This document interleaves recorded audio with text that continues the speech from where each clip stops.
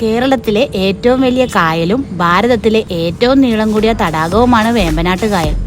ആലപ്പുഴ, എറണാകുളം, കോട്ടയം ജില്ലകളിലായി പരന്നുകിടക്കുന്ന വേമ്പനാടിൻ്റെ വിസ്തീർണം 1512 ചതുരശ്ര കിലോമീറ്ററാണ്. 14 കിലോമീറ്ററാണ് ഏറ്റവും കൂടിയ വീതി. പാതിരാമണൽ, പള്ളിപ്പുറം, പെരുമ്പളം തുടങ്ങിയ ദ്വീപുകൾ വേമ്പനാട്ട് കായലിലാണ്.